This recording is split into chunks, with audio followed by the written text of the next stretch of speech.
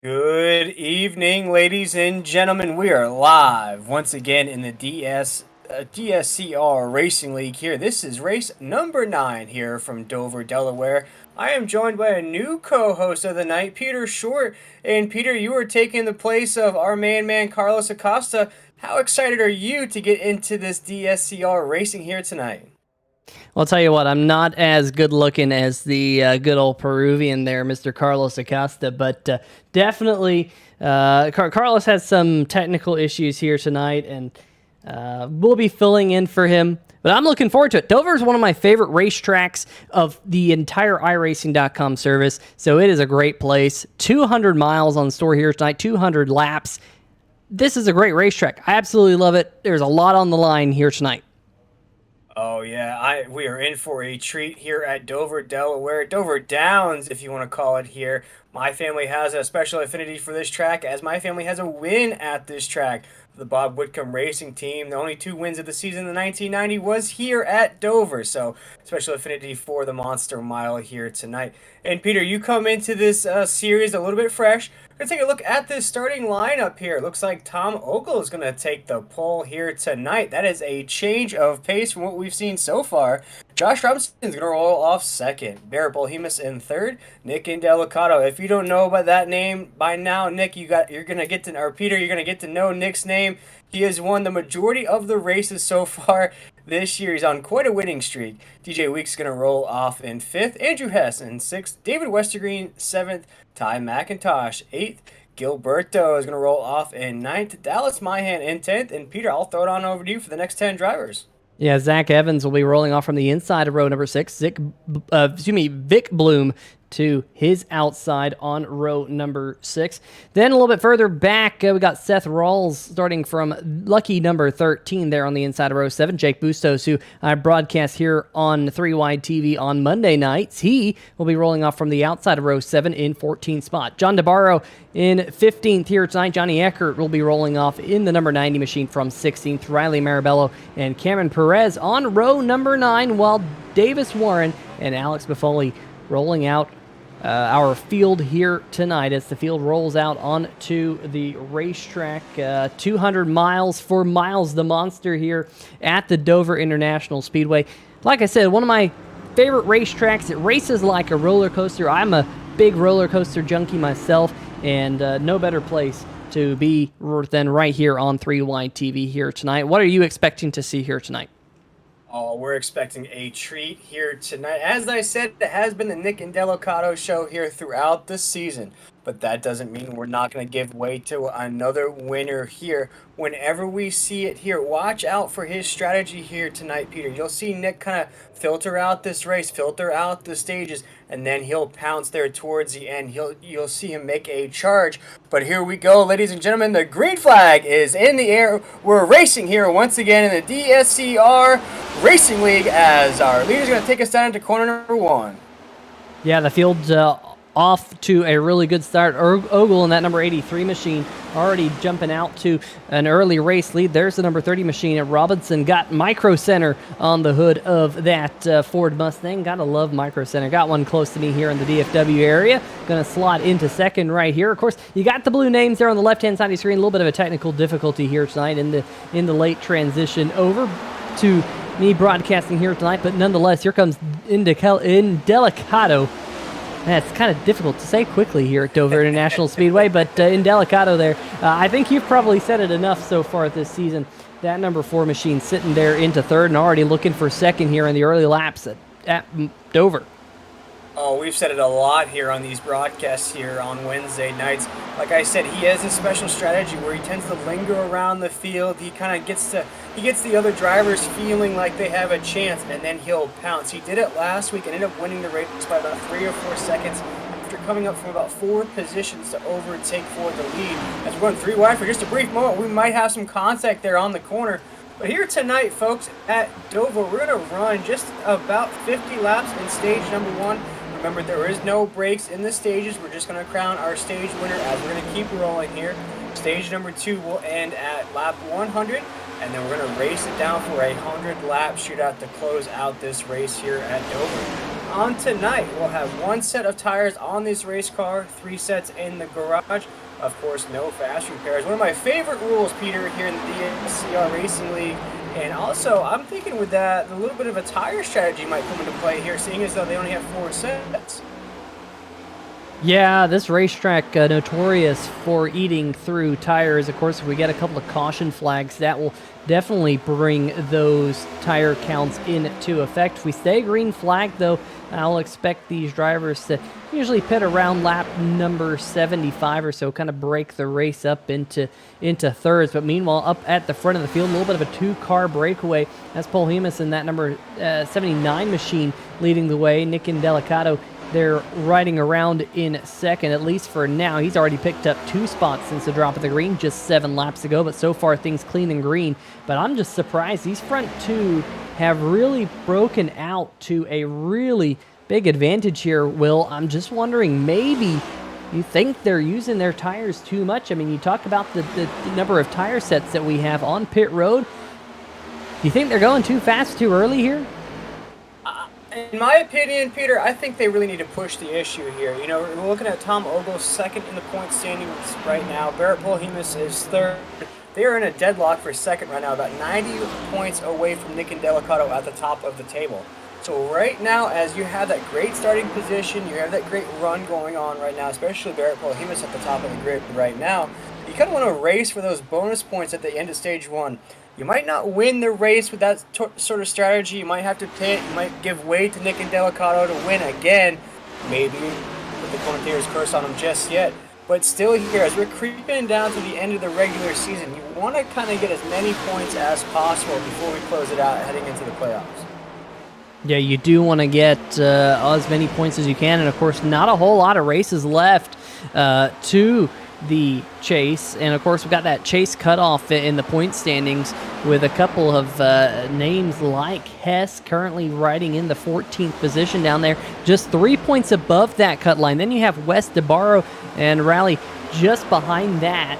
So, you know, there's a lot to play for here tonight. Yes, Indelicato has a big lead, but you and I know anything can happen in the chase. Once you get there, we're only 2 races away from that chase. Anything can happen once you get to those final races. Hey, shout out to Kevin Harvick. We've all seen what wins do for you in the regular season, but if you can't win in the playoffs, doesn't really matter what you do in these races. If you can just make it in, you can snag that championship from Nick Indelicato. Right now, Nick had about a 5-race win streak going on there. It was broken, and then he won again, and then it was broken again, and then he won again. So it's like every other race, Nick Indelicato's in victory lane, but we see some contact there on the exit of 2 on that top side wall, Peter. Things are getting a little shaky already on the track. Yeah, that's the number 1 machine there of Cameron Perez, who got really loose there out of turn number 2. I'm just wondering if these tires are kind of starting to wear off. I'm just going to look at lap times. The best lap times here tonight are kind of around the 23.4 second bracket. And last time by, I take that back. It's somewhere in the 23.7 second bracket. And nope, I was right the first time. Reading my graphics all back to front. But about 0.4 of a second fall off in the first 14 laps. So still, that's kind of indicating to me that as the number 1 machine again gets loose up off turn number 2. Look at that. Will just saving it, doing a great job of keeping that number 1 Chevy Camaro underneath him. But for right now, he's got a gaggle of drivers starting to develop back behind him as he hits the wall out of turn number 4. Really struggling right now. Yeah, and you can't do that too many times. As tough as these next-gen race cars are, they do have feelings, Peter. They do have a sense of too much contact. And you see right now that one car is already losing it there on the backstretch. I think you just might need to park that thing down pit road, get that thing right before he takes out any more drivers on the racetrack. He's still racing around, and that one machine, a big pack behind him right there. That thing is out of control. That is a raging bull on the track here. Shout out to Robert De Niro. Yeah, I was just thinking. I mean, Dover was a dirt track. He's driving that thing like we're at the Bristol Motor Speedway or something with dirt laid down. I know Bristol's concrete, but Someone's definitely laid some dirt down on that number one. Oh, he missed the pit lane. Or that's one thing I was going to mention a little bit later in the show. If we ever got close to green flag pit stops, is just how difficult that pit lane is to get onto. I know we've seen it bite a couple of drivers in real life over the years, but that number one here of Perez really, really struggling early on. Meanwhile, Polhemus is up at the front of the field. Look at this, up to a 2.8 second lead over Nick and Delicato. And that number four is really starting to back things down here, Will. Lap times have started to fall off. I wonder if he kind of realized he mounted maybe too quick of a charge as he starts to fall into the clutches of Marabello. Peter, don't let him fool you, though. You might see the fool lose a little pace here. You might see him drift back. Heck, you might even see him lose a few positions here on the racetrack. But watch the last 100 laps or so, or the last 50 laps or so. This four car will come flying up like Paul Walker did in Fast and Furious with those nitrous oxide tanks and just fly through the grid. He does it week in and week out here. He lingers around. He kind of feels the racetrack out. He gets his strategies, gets his little notebook out, takes some notes, and then he just flies through the grid. So watch that Ford machine right now. Is about 4 seconds off the pace of the leader. But I'm with you, though, Peter. This pack that's coming up behind him, he better watch out because he's going to way down the grid the speeds that these guys are putting up behind him. Yeah, Tom Ogle in that number 83 is there coming into tonight tied for second in the point standings with Polhemus, our race leader right now, but a little bit further back behind it. I think that was the number 22 machine, the Ward Burton inspired machine in the inside wall here. Of course, it is October, Breast Cancer Awareness Month. Maybe that is the reason for that pink livery, but that's a lot of left front damage. Usually you talk about right front damage here when you come to these racetracks, but Dover's not very forgiving, and unfortunately for the number 22 machine here, Westergreen, that's not going to be good for the remainder of the race. No, and that's a shame for David Westergreen. He's one of those drivers that you feel for every week. He seems to have a fast car out there. He seems to know these tracks very well. He seems to put in the practice as well. He just runs into bad luck week in and week out. As you see right now, Nick and Delicato is going to lose a position right now to Riley Marabella there to the inside as we come around the corner right now. Riley's going to overtake right there with a good move down the front stretch. He's going to hold off, but Nick and Delicato has another battle here going down into corner number one. Looks like Tom Ogle wants to take a position from him as well as Nick and Delicato go to the high side. Tom Ogle is going to overtake down the backstretch, and he's going to bring DJ Weeks with him as well down into corner number three, and Nick and Delicato is now down in the fifth position. Yeah, and Delicato in danger of falling outside of the top five. The number four, our points leader, started this race on the outside of row number two, now a little bit further back than where he was at the start of the race, but he's got Seth Rawls coming behind him, his teammate over there at the Shift Esports team, just about a half second back. We'll see if that gap continues to close, but a couple of really good battles and a couple of bucking Broncos out there on the racetrack here early on. Let's look at this battle. This is a little bit further back in the pack. This is the number 70 machine there on the left-hand side of your screen of Davis Warren and Gilberto Javier Gomera battling it out. And right back behind them is the number 6 of Zach Evans, just out of the shot. These drivers kind of duking it out for position, holding station at least for right now. But tell you what, this racetrack is rather unforgiving, and here comes Indelicato dropping another couple of positions as he gets passed by the number 30 right there again. Josh Robinson working his way closer to the top 5 where we saw him at the start of the race. Interesting to see this. We're halfway through stage number 1 that last time by. Of course, stage number 1 ends at lap number 50, so we'll keep our eyes as that lap count continues to get closer to that lap where we give out the bonus points. Yes, sir. And Peter, I'll ask you, as we have a little lull in the action here on lap 27. We came into this broadcast and you told me how this is one of your favorite tracks. What is it going to take for one of these drivers here to tame the Monster Mile? What are some of the strategies we're going to see here played out? Well, whenever you come to the Monster Mile, I always think about patience. Patience is the claim to fame here at this racetrack. One, you don't want to abuse your tires, but two, you don't want to abuse your racetrack. This racetrack, notorious for being difficult to drive, hence the Miles the Monster moniker that it has received over the years. You just got to be patient. We're likely going to see a caution at some point here tonight. It is such a difficult racetrack. Yes, these drivers here are very talented, but we're likely to see a caution at some point. Someone's going to get something wrong. Someone's going to hit the wall. We've seen it already a few times tonight. So just be patient here in the early laps. Save the right side of your race car, as I think that was, who was that there having a real big wiggle? I think that might have been the number 97. No, excuse me, that was not the number 97 machine. That was Seth Rawls there in the number... Nope, never mind. That was the number 52, Riley Marabello, who had shot up, I think, to the second position, getting really loose there on the backstretch. Excuse me, as I get used to all the drivers and their numbers out there on the racetrack. But patience, patience, patience is the key to getting the job done here at Dover. Although that number 79, the Barrett Polimas out front, is trying to prove me wrong, as he's out to a 4.3 second lead. But there's still plenty of time in this green flag run for that 4-second lead to a race, so don't start counting your chickens before they hatch, as they say. That's it, Peter. And for Barrett Polhemus, he's been racking up a pretty good season here, Peter. Second in the points table right now, about 90 points out. So that is a pretty significant gap from first and second right there. But still a pretty good season, of course, is overshadowed by Nick Delicato's winning streaks and winning that he's done this year there in that 4 machine. But here tonight, he's really turning it up in that 79 machine. As you just mentioned, Peter has about a 4-second lead here. So if he can hold on to this pace, maybe come away with a victory here at the Monster Mile, going to Charlotte next week in our season finale, our regular season finale, if you will. Hey, you could go into those playoff races with a lot of confidence, with a lot of momentum here in these last 2 races of the regular season. And now, right now, some of the names that are popping off the grid for me right now, Peter, right now, of course, we see Barrett Polhemus up there. We see Tom Ogle, who started very well.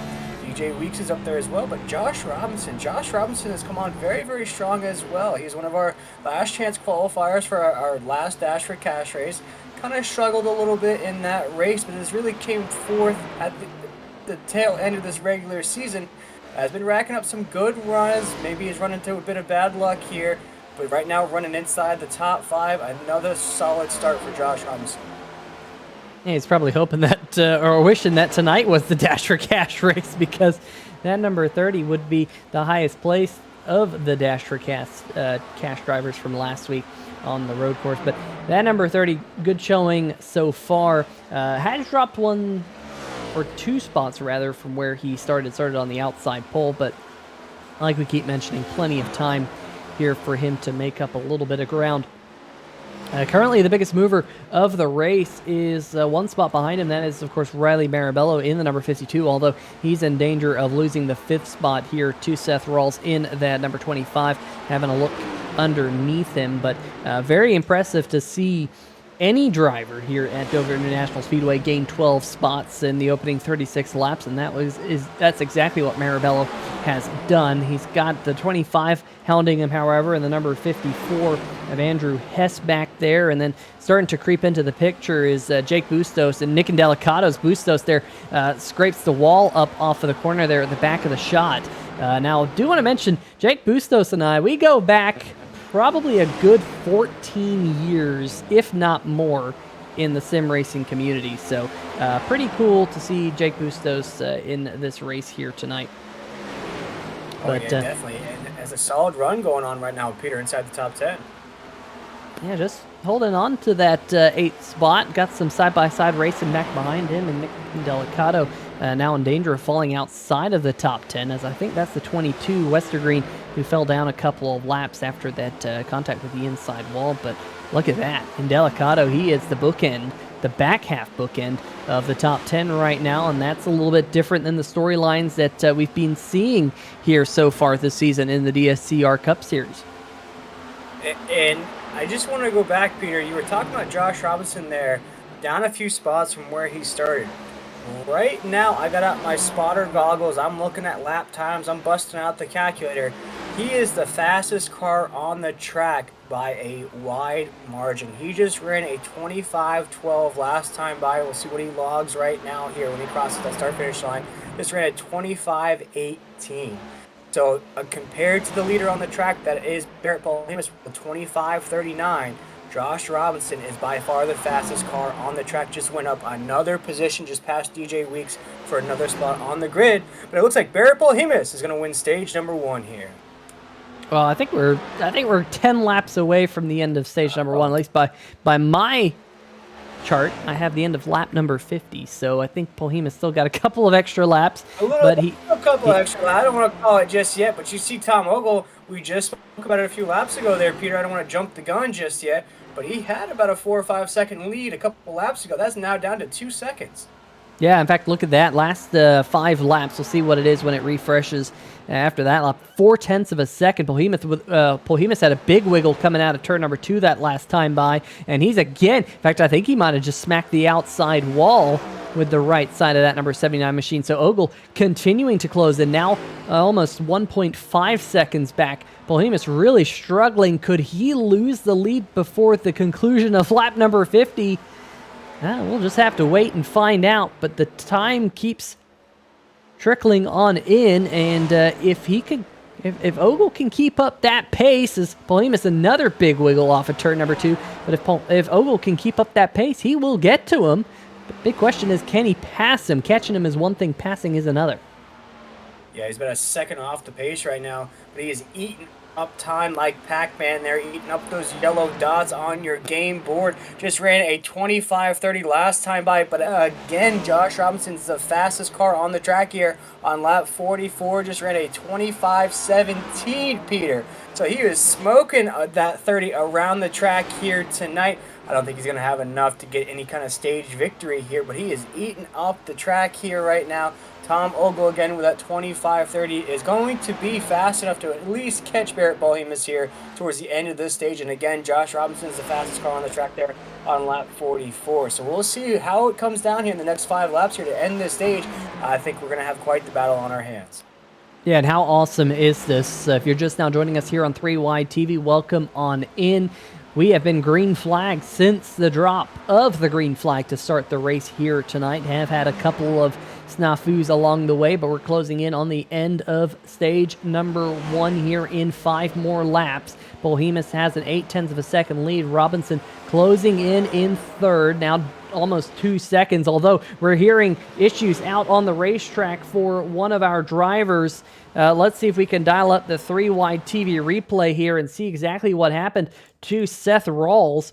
Hearing that Rawls might have had a moment in, contact with Jake Bustos there on the front stretch, and that puts the number 25 machine in the inside wall. This was not enough to bring out the caution flag, but there was definite contact between those two.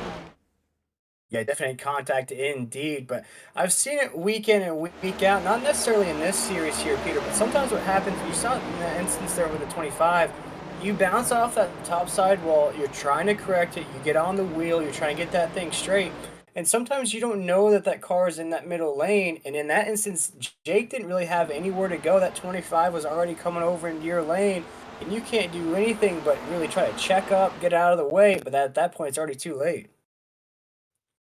Yeah, and I think the tough news there is that's quite a bit of front-end damage for Rawls as he went down pit road very, very quickly and now being scored 1 lap down in the 18th position. Meanwhile, we got 2 laps to go in stage number 1. It'll be another 50 laps to the end of stage number 2, which will also demarcate the halfway mark here tonight, as Paul-Hamus now down to just a 0.3 of a second lead, now down to a 1/4 of a second lead here. Ogle really wants to get himself up front to win the stage. It might just be a little bit too little too late here as we're on the final lap of stage number 1. Yeah, there goes Tom Ogle right there. He's going to try to get around here on the back stretch. Starting to feel out that bumper there in that Ford Mustang, but Barrett Paul-Hamus is going to hold his line around corner number 3 and 4 right now to cross that start-finish line, winning stage 1 here. And of course, we stay green flag. I wish, I wish the NASCAR would inherit that system, that we would just stay green flag, all the way to through this particular portion, but we'll now kind of jump it over. Stage number 2 will conclude at the end of lap number 100. So we're halfway to stage number 2 completion and a quarter of the way through the race now. Yeah, Peter, I don't know how I made that mistake. It's an even amount of laps all across the board here tonight. We're going to run 50, 100, and then another 100. So I don't know how I was thinking 40 laps there, but there goes Tom Ogle to the inside right now on corner number 3. Looks like he wants to overtake for the lead. And there goes Josh Robinson in that 30. He's caught up as well. And a big move from Tom Ogle to overtake. He is our new race leader heading down to corner number 1. Yeah, Ogle up front for the first time here tonight in the number 83 machine. But you were mentioning Josh Robinson, saying he was the fastest driver on the racetrack there about 10 laps ago. Well, look at this. He's caught this now 3-car battle for the race lead. Do want to make mention that the number 61 machine of John DeBarro has headed down pit road. Ty McIntosh as well has come down as a big wiggle there out of turn number 4. And here comes the 30 of Robinson looking for second. And it looks like Barrett Paul Amos is starting to lose that race car here just a little bit as Josh Robinson is going to overtake here on the exit of 2. Now my question to you, Peter, here on lap 54, we're starting to see some wiggles out of these race cars. We're starting to see the cars get a little loose. Now, here at the end of stage 1, creeping into stage 2, now we get to see when that first pit's going to take place, and then we can start to calculate. We can start to be like Russell Crowe in A Beautiful Mind and start to calculate when these drivers will have to pit. And starting to see some of these drivers already get a little loose, a little wiggles on the track, indicates to me that these tires are already starting to go here on lap 55. Yeah, and I think we have had a couple of drivers, Ty McIntosh, John DeBarro, both of those drivers came down pit road here just a couple of laps ago. I think McIntosh was thinking, you know what if we make this a 3-stop strategy? Let's pit at lap 50. Let's pit at lap 100. Let's pit at lap 150. Make it 3 stops. That's their and that's actually still leaves a set of tires, I think, in pit lane if you get a late race caution or something like that. But trying to do something a little bit different in that number 10 machine was Ty McIntosh. Now, DeBarro had an extra long pit stop, I think, maybe repairing some damage. But we'll see how that all plays out as well. If you're wondering about fall off, well, Tom Ogle, his best lap here tonight, 23.7. He's about 1.6 seconds per lap slower. I mean, that is huge. 1.6 seconds. I mean, you think about the percentage. That's about 7 to 8% slower than his fastest lap of the race, just time-wise. That's pretty drastic when you're out there in these cars going, 150 miles an hour off into these corners, 160 off into these corners. This is one little fast racetrack. You whip around here, in 24 seconds or so when you're on fresh tires. I mean, that's pretty significant. We'll see how different strategies play out. But what I'm thinking right now is these drivers, instead of a 3-stop strategy, you can make this into a 2-stop strategy. You can come down pit lane here in about 7 laps or so. Once you get to lap number 67, you're actually 1/3 of the way through the race as a race leader there. Ogle has a slide out of turn 2. So I think we're probably looking at a 2-stop strategy being what most of our leaders are going to take here tonight. Probably pitting somewhere around lap number 67 to 70, and again, maybe pitting between lap number 133 and lap number 140. We'll just see if that's exactly how it plays out, or maybe they're going to try and stretch it to a 1-stop strategy. I just don't think that's going to work with that tire fall off. No, I don't think so either, as we're starting to see those lap times tick down and the tires starting to get a little wiggly on these race machines here tonight. One thing I want to point out to you, though, Peter, Josh Robinson has found that speed once again here on lap 61. He is still the fastest car on the racetrack. Oh, just by barely just 1/100th of a second right there. But he has found that draft coming off of Tom Ogle here as we come out of corner number 2 down the backstretch right now. Josh Robinson wants to overtake for the lead. I spoke about how he wants to stay consistent. He wants to rack him up here. He's been running into some unfortunate luck here the past couple weeks, but he is destined to turn his luck around here tonight in that 30 machine. Started off very, very well here tonight. Has ran very indeed. And you see it right there. It looked like our lapped car maybe getting around him, trying to get their lap back right there. But it looks like Josh Robinson, if he can keep this pace, keep this momentum, he could be one of the cars we look at the end of this thing in contention for the race win here at Dover. Yeah, that was John DeBarro there whipping his way on past the leaders, making them look like they're in maybe the NASCAR Truck Series or something. Something a little bit slower But that's what fresh tires will do for you. As we mentioned, DeBarro pitted about 5 to 10 laps ago now. So we'll see how that all plays out. But I just wonder if that kind of makes these leaders go, wow, fresh tires. Maybe I want those on my machine as we're now working lap number 64. Meanwhile, further back in the pack, here is a battle for position. That is the number 08 of Buffoli, just past the number 29 of Myhan. This would be the battle for the 12th position. Meanwhile, right in front of Buffoli is Gilberto Javier Gomera in his number 94. So this is also the battle for the 11th position. So a couple of battles kind of breaking out here late in, at least what we anticipate to be late in run number 1 here tonight at Dover International Speedway. Again, want to thank everyone for joining us here at home. We got Carlos Acosta. Carlos? Fortunately, your internet's dead, but hey, sit back, relax on the couch, and watch us here on 3Y TV. Well, I guess you'll be watching us on your phone because you don't have internet, unfortunately. But a couple of good battles out there on the racetrack. Look at the number 08 machine dropping to the inside of the racetrack. Had to cut way underneath. Now pushes up the racetrack. Almost contact there in turn number 3. That's going to push the 94 of Javier Gomera up the top side of the racetrack. But while we're watching this, the number 30 has gone to the lead because Tom Ogle has come it down pit road to make his first pit stop of the night. And what did I say, Will? Around the 1/3 race distance, that's exactly where we are right now. Yeah, around lap 66, 67, if you want to mark it at that. He crosses the line right now. But this is our leader, Tom Ogle. And it looks like, Peter, he is headed down pit road virtually solo dolo down here all by himself. There is nobody else down pit road that I could see right now.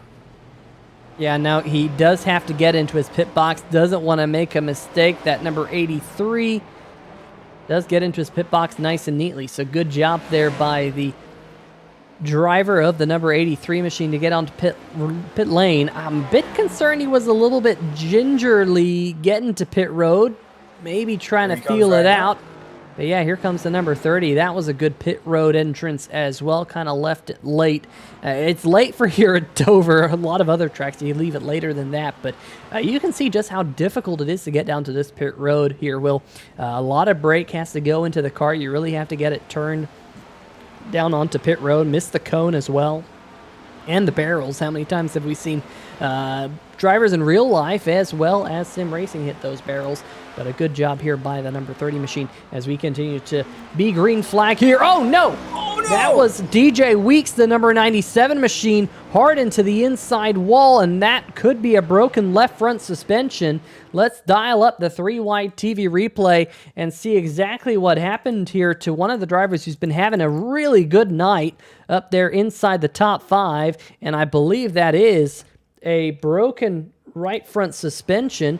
Was right here coming out of turn number 4 and just gets loose. Yeah, it just gets loose out of 4.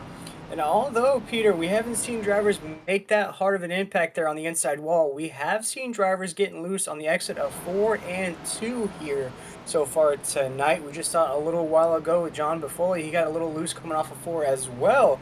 So something about that exit of the corner. What do you think it is about those exits of 2 and 4 that makes it so tricky for these drivers? Oh, I'm going to have a fun shot here in just a little bit as the number 97 able to get back to his pit stall, but broken left front suspension. But let's see if we can go on board here with Jake Bustos, assuming he goes around the racetrack a little bit more, jump on the roll bar. Look at this racetrack. I mentioned it. Well, he's going to come down pit road. So let's jump on board maybe Buffoli here. Let's see if Buffoli now continues. Oh, caution, caution, caution. Caution is out on the racetrack. Our first on-track caution of the night here, ladies and gentlemen. We're going to get that 3Y TV replay revved up for you to see what exactly brought out our first caution of the night.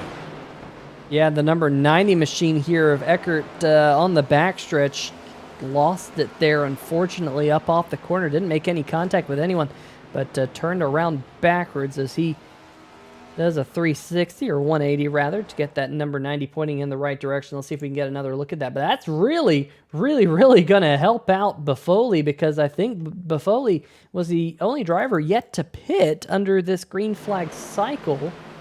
And he's going to have a monstrous lead. Here's what happened to Eckhart again.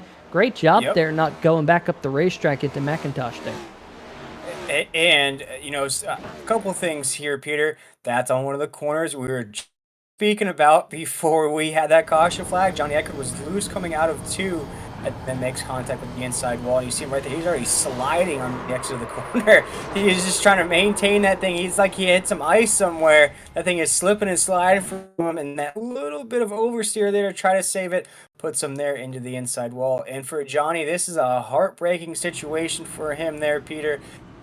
Really starting to get consistent here. He had a top three a couple weeks ago, a couple good runs as well. He was trying to build some momentum, try to carry that into the playoffs, but just another tough luck here tonight at Dover. Yeah, definitely some tough luck. Well, let's talk about this caution flag, because a caution flag in the middle of pit sequence always throws a big wrench into the works and always catches the commentators off guard. Well, Jake Bustos in his Mizuno machine, got U.S. Army on the side, is currently being scored your race leader. He was on pit lane when the caution flag waved, and luckily was able to stay on the lead lap, get back out there on the racetrack, so he will be your race leader. Meanwhile, Alex Buffoli, who had not yet made his first pit stop here tonight, came down onto pit road under this caution, and he will be scored second on the leaderboard when we go back green. Of course, a bunch of drivers are going to have to take the wave around, but it's a pretty big advantage. We've seen how big tire fall off here is, and Jake Bustos and the number 08 machine of Alex Buffoli, they're going to have fresh tires for this restart while most of the field won't. That's going to be a pretty big advantage. Yeah, we've seen what those freshies do on the machines here tonight. One of the things that pops out to me here, Peter, not to spotlight the same driver once again, but Nick and Delicato right now on your grid at home, ladies and gentlemen, is 2 laps down on the racetrack. Now that might seem like an insurmountable 2 laps here on lap 75, but keep an eye out on his runs here right now, being registered in the 16th position. He's going to overcome those laps. It's just whether or not he can work himself back up in the grid. Right now, he is registered the same amount laps down as Johnny Eckert is in that number 90 machine that we just saw brought out this caution. So keep an eye on that as we continue this race here. As we're going to take a look here once again. And Peter, when we go green here, what are some of the things you're looking out for here on this restart? Well, I'm looking at these drivers, maybe having a little bit more patience as you see what happened to Nick and Delicato. That led to a pit lane speeding penalty for the number 4 machine. That's why he finds himself a couple of laps down. But I'm going to just wonder if maybe a couple of these drivers will have a little bit more patience under this run than they did on the last run. We also have drivers on completely different tire strategies. They're kind of all on the same strategy, rather, but some drivers with fresher tires, some drivers with older tires. Jake Bustos, Alex Buffoli, we highlighted that they had just pitted, but then you have some drivers up there currently inside the top 10, like Tom Ogle, who has, 6 to 7 lap older tires. Yeah, it's going to be quite a battle here when this green flag comes out. But we see the pace lights are off of the pace car here coming off of corner number 2. Looks like we're going to get everybody getting back gridded up here. And pace lights are back on there. A little bit of a fake out there from the pace car, Peter. Yeah, trying to let the whole field get caught up, and probably a good idea so we don't have any more chaos under this caution flag. But it's a long race here tonight. 200 laps, still 134 laps left in the books this time by. So still plenty of time for these drivers to make things up. But so far, only one caution flag. Will, you've of course been here for a lot more races than I have this season. It's been really clean. Great racing. Is that kind of par for the course here in the DSCR Cup Series? It really is, Peter. I feel like these first couple stages in these DSCR races are feeling out stage for a lot of these guys here. They kind of get to know who to work with. They get to know their lines. They get to know what the strategies are. As I spoke about how Nick and Delicato kind of plays that strategy to a T week in and week out. But you see, Peter, here on lap 77, we're going to hit lap 100. That'll be the end of stage number 2. Of course, some bonus points will be handed out there But watch those last 100 laps or so. These guys will turn it up to level 10 on that volume knob. You'll start to see a lot more moves being made on the racetrack. You'll probably see a few more caution flags fly as well. It just seems like the intensity and the anxiousness builds with about 100 laps to go. I always love the final 100 to 50 miles of a race because, yeah, you can see that intensity knob that these drivers have get cranked to 100. And I'm sure we'll be seeing that here shortly. Pace car lights are now 100% off. They're extinguished. The iRacing pace car turns left on to pit road. Jake Bustos getting us back to green flag, and Buffoli alongside him in the 08 machine. But then you'll see, well, where is our second place driver? Well, due to everything kind of getting shuffled up, everything's all jumbled up. We'll highlight what's going on here as we go back green in the 74 machine. Jake Bustos with a good start in the Mizuno Chevy Camaro. Alex Buffoli not quite getting the same type of restart. Here's Tom Ogle being scored right now in third, back behind a couple of lapped cars, and he's got Nick Indelicato right back behind him. Of course, we highlighted his trouble being 2 or so laps down. I don't know. This is going to be an interesting race here tonight because you look at that timing ticker on the left-hand side of your screen. Will only 8 drivers are on the lead lap with that caution flag coming out right in the middle of that pit sequence. Yeah, currently, as you said, only 8 drivers. And you see a lot of big names that got caught up in that caution flag. You see Ty McIntosh has a win on this season. You see Vic Bloom, who started pretty good. Dallas Myhan's down there. Zach Evans, Nick and Delocaro are points leaders down there as well. John DeBarro is down in that mix as well of drivers. But taking a look at the guys that are on the lead lap, of course, we see Seth Rosen at 25, who had an early mistake on the racetrack, has recovered very, very nicely there. You see Gilberto right there in the 7th spot. You see Hess in 6th. Barrett Paul Hemus, our race leader for majority of this race in that 79 machine's inside the top 5. But again, Josh Robinson's inside right there as well, registered in the 4th position. Tom Ogle's up there as well. So it's a mixed bag of big names, little names, I suppose you could say right there. Things are getting crazy there down the backstretch.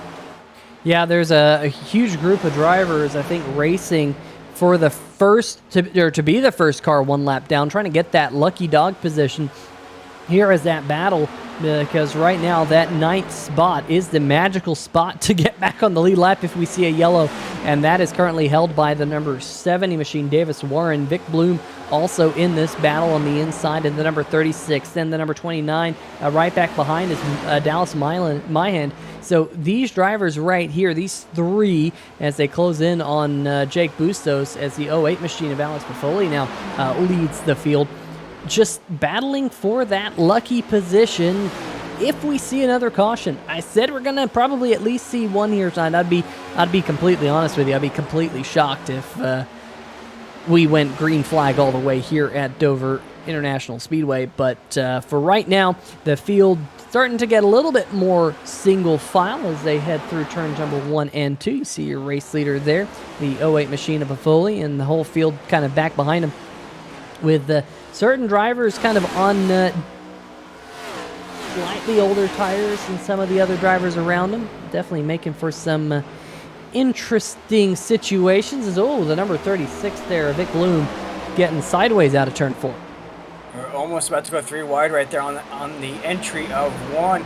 All the drivers wisely file out of that situation. But right now, Bustos in that 74 machine is falling down a little bit of a spot right now. Tom Ogle is right there as well. But as you said, it's a little bit hard to figure out where the drivers are on the track, as we have a mix of lap drivers or on the lap drivers right now. So all that we can tell the folks at home right now is Buffoli is our race leader with Bustos right there as well. Other than that, there's about a 2.5 second drop from about 2nd to 3rd place. I think you mentioned earlier that we might see a new winner here tonight, and we might see a new winner here tonight. Definitely a new storyline here at Dover, which is always good to see. As Buffoli had a moment there on the front stretch, opened up the door for the number 74 of Bustos, at least momentarily out front of this group.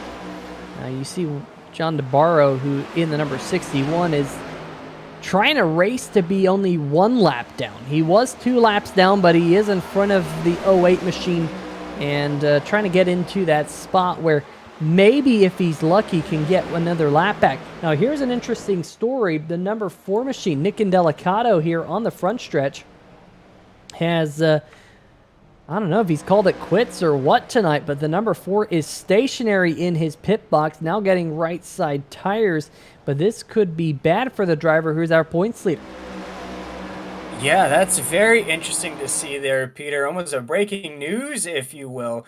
It's not what we're used to seeing out of that 4 of Nick and Delicata. We'll see right now if he suffers any bit of damage there, if he just tries to head down pit road a little highway.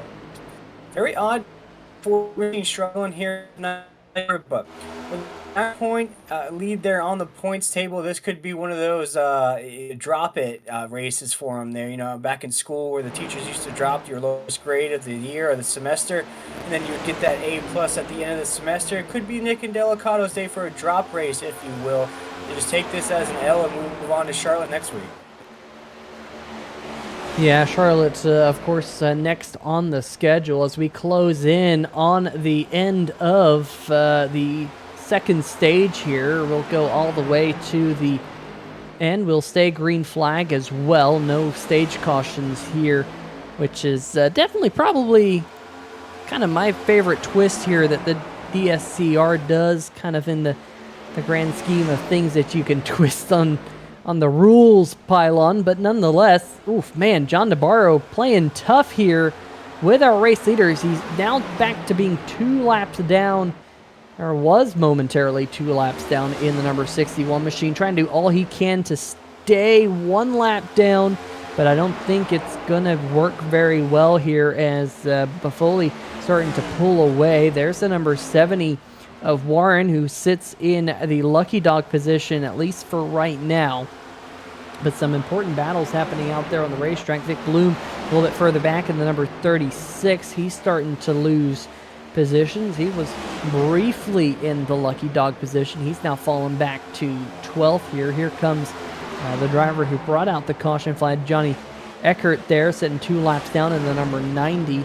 Carlos Acosta in the chat saying that's not how you get back to consistency. So Johnny Eckhart, that tells me enough here, Will, that Eckhart must have been having some struggles over the last couple of weeks here in the DSCR Cup Series. Yeah, he had a top 3 finish there. We were excited for that number 90 machine because he had just been running into bad luck. Had a great run right there a few weeks ago, but just as I was saying, some of these drivers say that they have the cars, they put in the practice time as well. But when it comes to these races, it's always either a late race caution or some kind of unfortunate event costs them the finish that they've been working for all week long. You see it here tonight for Johnny Eckert, was running pretty decent here tonight. But just with the smallest mistake there coming off of 2 and you're hitting that wall, you see the hill that you have to climb now, Peter. Right now, Johnny's trying to work back up through the grid, maybe get a decent finish out of here tonight. Being 2 laps down with only 1 on-track caution, it's going to be very difficult for that number 90 machine. Yeah, going to need a couple more of those caution flags. Maybe get lucky with another one coming out during a pit sequence as well. As you saw the number 22 down there of David Westergreen coming down pit road. Oh, 3 wide there at the top of your screen. I think that's John DeBarro that was in the middle of 3 wide. There is the number 54 of Hess going to his outside. I think that's the number 94 of Javier Gomera right behind him. But that looked like a pretty sketchy moment off of turn number 4. And we were just about to talk about this, Will, before we had that caution there around lap number 71. Let's talk about turn number 2 and turn number 4 here, which is probably my favorite thing about this racetrack. You kind of sink down into the racetrack in turn number 1 and 2, and then watch how these cars kind of hop out of the banking. You can actually see the number 61 of DeBarro there with a wiggle as he crests it's almost like a small hill that you hit with these cars right there out of the corner. You can see it right there, and the racetrack again flattens out. It flattens out very quickly, and you can feel that as a race car driver here in the iRacing.com Motorsports Simulation as DeBarro goes through turn number 1 and 2. It's like a roller coaster. You kind of jump down into the racetrack here. The car loads up. You got a lot of banking to help you turn, and then all of a sudden, out of the corner, the racetrack completely flattens up, and it, as you can see there again, just doesn't make for an all too happy race car. No, not at all, especially when the race car is not happy with those sets of boots you have on as well. Once those boots start to get a little bit of wear, the car starts to wiggle even more there, Peter. So imagine you being on a roller coaster and the nuts and bolts are loose on that thing, and you start to feel your cart or whatever you're on start to wiggle down the tracks as you're going down a roller coaster. That's what some of these drivers have to put up with here tonight. Once that tire wear starts to come into play, the back end will wiggle from you, that front end will wiggle, especially coming off that corner. As Peter was mentioning, once you dip down and then you come out of there and the racetrack flattens, you'll feel it even more here. And Peter, we looked at it, lap 66 was our last time by, so looking at maybe another 20 laps or so, we'll start to see that window again where these drivers start to get a little bit more loose. You start to see a little bit more wiggle out of these tires right now. I know a few drivers headed down pit road that last caution there, but keep an eye on some of these drivers that didn't head down pit road, didn't get that set of freshies, if you start to see a little bit more wiggle out of these race cars. Yeah, I can confirm that the 08 machine, Alex Buffoli, led lap number 100 and does pick up the bonus points for winning stage number 2 here tonight as these laps continuing to click on by in a hurry. And yeah, I think these drivers probably in the window maybe 20 to 30 laps from now to where they can make it the rest of the way on just one more final stop. Of course, assuming we stay clean and green here at Dover like we have done most of the night. Here comes Bustos. He wasn't able to get around Buffoli before the stage end, but he's looking to the inside now, just kind of poking the nose of that number 74, trying to get some clean air on the front, gets a little bit extra downforce as he works his way off of turn number 4. Here he goes, having another look to the inside, slicing and dicing here up the front of the field. Bustos has a nose out front, at least for now. Yeah, Bustos got that Mizuno machine slicing and dicing. Oh, off of corner number 2, a big move there, loses it on the exit of 2. Buffoli's going to overtake the lead there, but Bustos is right back at it, though, to the inside here as we head down the front stretch. And look who's now lurking in the third position. That's the number 79 machine of Barrett Polimus, who had that really good run early in the race before he lost the lead. Bustos able to clear a Buffoli again, this time able to hold on to it maybe a little bit better. Now I'm going to try and put a little bit of a distance between himself and the 08, as now the 08 has Polhemus to worry about back behind him. The number 97 having a little, 79 rather, having a little bit of peak to the inside, and Polhemus looks like he's going to potentially complete that pass here off of turn number 2, coming to just 93 laps to go this time by. We're clicking him off here in a hurry in the DSCR Cup Series presented by Manny Reyes. Here on 3 Wide TV, if you're just now joining us, only one caution flag so far tonight, and it was only a single car accident there out of turn number 2 on the backstretch. Really no damage from that accident either, so it has been a clean race, that's for sure. And of course the big storyline, points leader Nick Delicato out here tonight in the number 4 machine, has pulled it to pit road. Not exactly sure the circumstances surrounding that, but gonna see someone other than Nick Delicato go to victory lane here tonight at Dover. Yeah, definitely. I have a feeling that we're looking at possibly our race winner here, Barrett Polhemus. Look at his lap times there. He's identical with Bustos there at the top of the 25-12. We'll see what they register here next time by. But what a run it has been for Barrett here tonight. Started on the front row there, Peter. With these interchanging, with these shuffles of the grid, of course he got shuffled out, shuffled back in, but now he's worked himself back up the grid now into that second spot. He's got one heck of a run going on here tonight here on lap 110, counting it out with about 90 laps to go. He really needs this here. He needs to get a great finish. He probably needs to win the race as well, and if he can do so with Nick Delicato parking that thing here tonight, that could shake things up here. We could almost have a different regular season champion if everything plays out.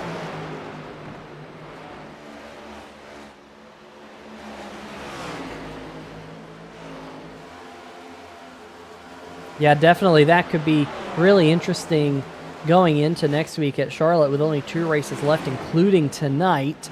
Definitely could be a lot on the line for the regular season champion next week. But we got this battle right here for third. Josh Robinson, who was very, very fast at the end of that green flag run, last green flag run that we had. He now gets his way up into fourth with that pass on Tom Ogle. That was at one point the battle for the race lead between those two. Now he's going to start closing in on the back of Alex Buffoli, who's fallen down to third. Bustos still holding on to about a 0.2 of a second lead over the number 79 of Barrett Polhemus. Although, as I say that, Polhemus has caught the number 74. He's going to have a look to the inside. We might have a new race leader as Polhemus, for the second time here tonight, goes out front here while working lap 113. Yeah, Barrett Polhemus is going to overtake right there on the exit of 4. He's going to take us down to quarter number 1, our race leader here on the track. Bustos, though, is not giving up, though, in that second spot. He is trying to hang with Barrett. But right there, we've seen the speed out of Barrett here tonight, Peter. If he can get out there in that clean air, he tends to check out. But as we spoke about, though, Peter, this is that window that we're keeping an eye out here for those tires, those drivers. And we saw a little bit of a wiggle out of Bustos there on the exit of 4. We see another battle taking place right now here. We see Tom Ogle in the mix here. And Buffoli, you're starting to see Buffoli lose a little bit of pace here, drifting down into about the 5th position when just a little while ago he was battling for the lead. Yeah, and you have to think that's similar to what we saw under the first green flag run here tonight, with a couple of drivers who really charged up to the front early on, tried to hold on to the race lead, raced really hard, and then just as those tires continued to wear off, as the race kind of wore on, the tires wore out. So we'll be keeping our eyes whether or not that happens. And the number 30, you highlighted him there about 5 to 10 laps before the end of the first stage, around lap number 40, you said, hey, this driver's the fastest out there on the racetrack. Well, he's starting to close in on second place, Jake Bustos as well. So the number 30 of Robinson, he's definitely going to be one that we're going to have to keep our eyes on here through this run, as we are now probably about 20 laps away from the pit window, maybe less than 20 laps away from the pit window opening for what we expect to be the last green flag pit stop of the night here at Dover International Speedway. Miles the Monster sitting outside the front stretch here of this racetrack. Of course, race winner in real life kind of gets a car put up in Miles the Monster's hand, and of course gets a Miles the Monster trophy. Not sure if they'll get anything as extravagant as that, but none here tonight. But still a lot on the line here in the Dynasty Stock Car Racing Cup Series here on 3 Wide TV. Been a good race here so far. Oh yeah, it's been a blast here. We've seen what these green flag runs can do. Has reshuffled the field a little bit, that caution. You see Robinson get a little loose there on the exit of 2. My question to you, though, Peter, we're taking a look at Robinson there in that 3rd position, about 3 seconds off the pace. He is the fastest car on the racetrack right now, just ran a 25-24 on the track. Now my question to you is, if you know you're the fastest car on the track, you're 3 seconds off the pace right now here on lap 120. Do you head down pit road before Barrett Polhemus and Bustos, or do you try to time it with them, or do you pit after the leaders? In my opinion, before we get your answer there, in my opinion for Robinson there, maybe if you head down before those guys, seeing as though you have the speed here tonight, you have the ability, if you can head down before them, although you might not have the freshest tires at the end, you might be able to pad that lead a little bit, and it might be enough for him to win.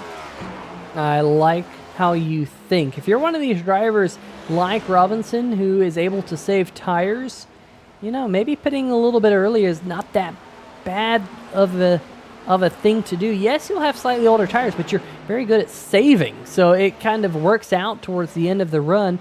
And we highlighted earlier that the tire fall off is up to 1.6 seconds over the run. I mean, that's absolutely huge. Come down pit road, get that 1.6 seconds. If he can get that for 2 laps, he will leapfrog the number 79 machine of Polhemus up front. So I like the way you're thinking. Come down pit road, save those tires later. Save them later in the run. Track position can be extremely important. You see Robinson here kind of trading fast laps with the number 79 out front over the last 5 laps. We'll see just how much faster or slower he is as they go across the stripe this time, but he's definitely starting to make some inroads there on Jake Bustos in front of him as that gap has closed down to just about a second between the 74 and the number 30. So we'll, again, continue to monitor that throughout the field, though, for the most part. Not a lot of battles for position, just kind of looking at the intervals between drivers right now, and most of them have kind of settled around 2 seconds. So we're very much in that point of the run here, Will, where these drivers, for the most part, are racing their own race. What does that mean when you're kind of racing your own race?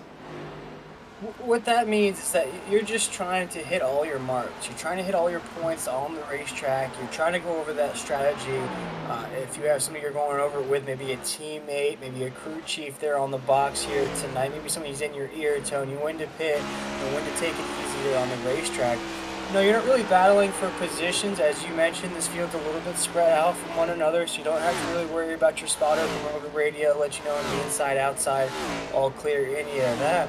At this point of the race here, Peter, you're just trying to make sure you have all your T's crossed, all your I's dotted for that last 50 or so lap run that we're going to have here in just a few laps, about 20 laps to be precise here. You want to make sure you're good to go. You want to make sure you put yourself in the right position here. We just spoke about how Robinson's pit strategy might be to head down pit road before everybody else. So right now, it's really you against everybody else here. If you have a teammate on the track, you're separated from them as well. So it's really just, what's that movie back in the day with Jim Carrey back at Me, Myself, and Irene? Me, Myself, and I there. It's just you have a lot of different things you have to worry about in that race car, but that all have to do with yourself. It is, me, myself, and I. Yeah, for sure.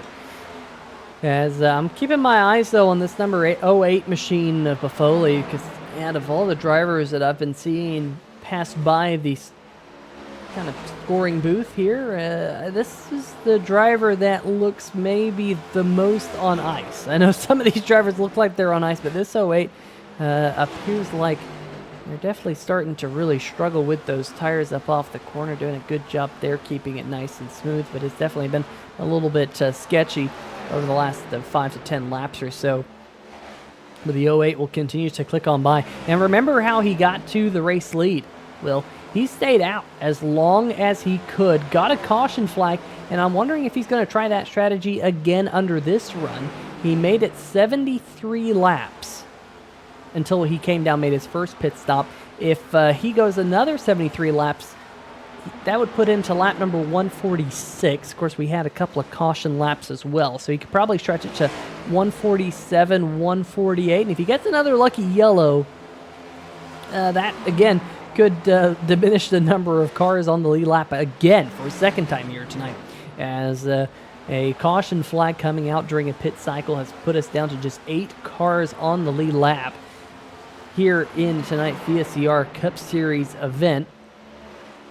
But some interesting strategies, and hey, I really like that. Buffoli tried to do something different. He might not have had winning pace, Will, but he did something different, and he's going to benefit from it at the end of tonight. I can just feel it. Yeah, Buffoli, but also keep in mind there, Peter, there were a few other drivers. You know, he waited a few laps, he headed down there, but you look at Barry Polihimus, his last pit stop happened on lap 70. You look at Bustos right there, lap 72. So a few of these drivers really pushing the envelope here, and they're the guys that are on top of the grid right now. But in the third position, you look at Josh Robinson, last time down pit road was lap 68. Look at Tom Ogle, last time down pit road was 66. So keep in mind there, a few of these drivers took different strategies there right before that yellow flag came out that really solidified this field here with those top 8 drivers. But a lot of different strategies there of keeping an eye out for. A few of these drivers push the envelope, and the last driver to head down pit road that's still on the lead lap is Seth Ross right there. Last time down pit road was lap 74. So keep an eye out here how this grid's going to reshuffle here in the next few laps when these drivers have to make their last pit stop of the night. Who's going to be on top of the grid when this all shakes out? Well, we always call it the money stop, don't we? here on 3 Wide TV. It is the stop that can make or break your entire night. If you make a mistake, like we saw out of Nick and Delicato, who had that huge mistake trying to come down pit road, got a penalty for it, and that completely ruined his night. But you just gotta be clean. You gotta be smooth. Right now, Polhemus, if you're out front, you currently have a 3-second lead. You can actually give up a little bit coming down pit road. You just can't make a mistake. If you make a mistake, it could be night done in a hurry, as Seth Rawls is on pit road in the number 25, coming to his iRacing.com pit crew. So he'll be the first one to blink here, if you will. Out of the drivers that were on the lead lap, he was a little bit further back on the lead lap, but he was on the lead lap, and we'll see whether or not he drags the rest of the field down with him. Yeah, right there. I'm actually got my scoring sheet right in front of me here to see who heads down pit road first. Now we see Andrew Hess was on top of that top 8 down pit road here. He's going to head down pit road, drop down to the 7th position. That's one of our drivers down here on that top 8. We're on lap 138 here. We'll see who else heads down pit road here. And Peter, I'm sure we're going to see a bunch of drivers start heading down pit road here in just a little while. We'll see how all this shakes out here towards the end of this race. And right now we see Tom Ogle down pit road as well. He's heading down right now down pit road. And this is going to be quite the finish here, Peter. We're going to have a little bit of a strategy here down pit road. If you can make sure that pit crew is on the money and make sure to get you out as fast as possible, and maybe if you push the envelope and stay out a little bit longer. Now we see Josh Robinson, one of the fastest cars on the track, is down pit road as well. Now the dominoes are starting to fall here, Peter. I saw a cone that had been moved. I wonder if Robinson here might have clipped the cone on entry into pit road. Let's see if we can go back maybe and see if he did clip that cone on entry into pit road. Here he is coming through turn number 3 and 4, gets on the brake, goes down to the bottom side of the racetrack, and does clip the cone. I don't know if that's going to be a penalty there because he was in between the walls, but did get that iRacing yellow cone, and he's in his pit box right now. Crew going to work. These dropped from the jacks, so no penalty for the number 30, but that was really close for Robinson to having a big mistake on pit road. Meanwhile, Polhemus is on pit road in the number 79 machine, so our race leader is in his pit box getting service. Yeah, some of these drivers are heading down pit road right now. Polhemus is pitting. Right now, our race leader is Jake Bustos up there at the top of the grid. Alex Buffoli is in second, and Gilberto is in third. But right now, we're seeing a reset of the grid. If you were right now, those top 3 drivers have yet to head down. Dave Warren is on the road right now as well. He's in 4th position right now.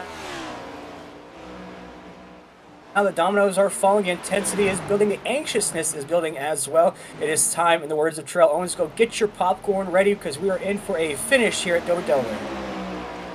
Jake Bustos continuing to click off the laps out there on the racetrack, continuing to hope for a caution flag. He got it the first time he stayed out so long, but we kind of only expect him to maybe last another 3 to 4 laps before he absolutely has to see his iRacing pit crew. He's just bleeding tons and tons and tons of time to the drivers that have made their final pit stop of the night. But if you look at the scoring pile on the left-hand side of your screen, well, you'll notice at this moment in time, we're down to just 3 drivers on the lead lap. So if a caution flag was to come out, it'd be big advantage to Jake Bustos and Alex Buffoli. Both of those drivers benefiting with that first caution, but the number 94 machine of Gilberto Javier Gomera has also stayed out for a while, so that number 94 maybe learning a little bit of something and from the other drivers that benefited from that caution flag and saying, you know what, I'm going to try this strategy, stay out, maybe get a lucky yellow. Although if that lucky yellow doesn't come to fruition, it could be, well, just the opposite. Jake Bustos down pit road. Our race leader is now down pit road in that 74 machine. one of 3 dominoes to fall to the top of the grid. Sorry about that, Peter. Didn't mean to jump in. Right now, we're already starting to see the speed of new tires as Barrett Paul Hemus just ran his fastest lap time of the night, a 23.3 down in the 4th position. Lap times are falling. What do we talk about that intensity knob? Well, it continues to keep turning up as the 08 machine of Alex Buffoli continues to clock laps out there on the racetrack. Had a couple of lap drivers to his inside. I actually wonder if he was trying to get down pit road in that number 08 machine. Is he slow? I think he's slow. I think he might be out of fuel here. I think he's ran it completely dry. I think he was trying to get down onto pit road that last time, but unfortunately had a couple of other drivers around him, and this is going to go from, well, pretty good to terrible for the 08 machine as he coasts down onto pit road. Now the big question is, can he make it even to his pit stall? Yeah, he is registering as down pit road. Let's see if he can get it down there. He's got that thing on fuel saving mode, just coasting down into pit lane there for Buffoli. He's going to lose some positions there, being the last car to head down pit road and a lot of speed as we're seeing best lap times of the night now being registered there. Sets of freshness on the race car, including our race leader, Barrett Paul-Hemus now on the top of the grid. Ran a 23.3, his fastest lap of the night. Some of these drivers here are loving those fresh sets of tires, including Andrew Hess running at 23.8, a 23.6, his fastest lap time of the night. Some of these guys are still in the 23s. This is going to be quite the finish here with about 50 laps to go. Yeah, it'll be 50 laps to go this time by. Paul-Hemus out front by almost 5 seconds. And in 3rd spot, you got the number 30 machine of Josh Robinson. Andrew Hess now in 4th. Jake Bustos has slid back to 5th, but remember, he's on the freshest tires out of anyone inside the top 5, so we expect to see him make some inroads on the drivers in front of him. The bad news for Jake Bustos is he is 16 seconds right now behind your race leader in that number 79. So Bustos, quite a ways to go, but fresh tires to do it with, so we'll see how that kind of all cycles on out. You have to think, though, we talked about old tires rather being about 1.6 to 2 seconds slower per lap. Well, Jake Bustos pitted 6 laps after Barrett Paul-Hemus. I think it was about 4 seconds between those two before this pit cycle happened. Now it's ballooned to almost 16. That is absolutely massive. Pit lane times between Bustos and Paul-Hemus, well, you can't really separate the two. Pit lane time for Paul-Hemus was a 52.42 second time. And then Bustos was only 0.2 of a second slower than that. So pretty much equal on pit road, but that is the difference that tires brings to the table here at Dover. I mean, that's absolutely massive gap between Paul-Hemus now and Bustos, and a lot for Bustos to do if he wants to get back on the podium. Yeah, it's going to be a lot of work to do for Bustos down there in that 74 machine. But still, hats off to him for having a great run here tonight. And we spoke about it to start off this broadcast, Peter. A lot of strategies are going to come into play, especially these last 100 laps or so. And you saw what those top 3 drivers were trying to do there. They were trying to push the envelope. They were trying to hope for a caution, trying to get some laps in there. And it's not going to really work out as well as it's going to be for those guys that headed down a little bit early. We saw those top 8 drivers really strategize when to head down pit road. And for those guys right now, you're looking at Barrett Paul-Hemus, you're looking at Tom Ogle, you're looking at Robinson as well. These guys have been on top of the grid throughout tonight's race. If it wasn't for that reshuffle there during those pit stops and that yellow flag, they would have been up at the top of the grid the majority of tonight's race, without the exception here and that little break we had. But right now, the top 3 guys that you've seen with the same amount of speed all night long are on the top of the grid right now. But you see what's happening right there, Peter. You see Barrett Paul-Hemus in the clean air with the fresh tires. No worries in the world. Has a little bit of Bob Marley jamming out in that cockpit right now because he has no worries in the world right now with a 5-second lead. Yeah, 5-second lead with under 50 laps to go always feels good. That's for sure. I've been there myself before, and we talked a bit earlier about how you're kind of racing the racetrack. You're kind of racing yourself. Well, that's what Paul-Hemus has to do right now, is just manage his tires, hit your marks lap after lap. You got to listen to those tires here in sim racing. We talk about how you lose a dimension. When you can't actually feel the race car, you're kind of sitting stationary in your seat. Yeah, you might have VR goggles. Yeah, you might have triple monitors, but you just absolutely cannot feel what's going on unless you have a multi-$1,000 rig, which most of the time, most of us don't. Some of us do, but not me. So what you have to do is you have to play on the sound sense. You have to use your ears to drive the race car. It sounds silly, but a lot of the professional sim racers, they turn up the sound volume. They turn up that sound volume so they can hear the tires screech. They can hear the tires scream for dear life. And here at Dover, this is a racetrack where tires scream for dear life, that's for sure. And I'm sure that's exactly what Paul Hemus is doing right now as he just manages that 5-second gap up at the front of the field. Robinson now about 6.5 seconds back. Jake Bustos is making inroads on this driver right here, the number 54, who's put together a solid run here tonight. Haven't highlighted the number 54 probably near enough here tonight, Will, but Andrew Hess here, great run for him so far. Pretty solid run, up 2 spots on the grid from the drop of the green flag here tonight at Dover. Has been pretty consistent here tonight, Peter. You know, just a driver that's kind of just, I wouldn't say coasted along, but just kind of like a little bit of a Sunday drive for Andrew here. As a solid top 5 finish right here if everything holds the way it is right now. Of course, there's quite a gap between every position right here on the racetrack. There's about 4 seconds between him and Josh Robinson there in third. So, you know, pretty comfortable where he's at right now in that 4th position. Like I said, up 2 spots from the drop of the green flag. And that'd be a solid finish for Andrew right here. As you saw, a little bit of a wiggle coming out of 2 right there. But like you said, Peter, for a lot of these drivers right now, it's really about maintaining and managing the 2 M's, the M&M's, if you will, here at Dover. Managing yourself and your momentum and everything that goes on here on the racetrack. You just want to kind of make sure that you're okay. You maintain and manage yourself through here the last 40 laps or so. But right now, we spoke about Barrett Bohemus is on the top of the grid. Tom Ogle is second now on the racetrack. Josh Robinson, we just spoke about him, is in third. Andrew Hess in that 54 is in fourth. Jake Bustos in that 74 machine up 9 spots since the drop of the green flag, is in 5th position right now. Seth Ross is over a little bit of an early mistake right there. Just lost a position on the racetrack, is now in the 7th position. Alex Buffoli passed him now up in the 6th. He's up 14 spots since the drop of the green flag. Gilberto is up in the 7th as well, and Davis Warren in 9th, and Vic Bloom is in 10th, or top 10 right now on the racetrack. Yeah, we just saw a pass for the 2nd position as Josh Robinson was able to get past Tom Ogle, though move him up to the 2nd spot.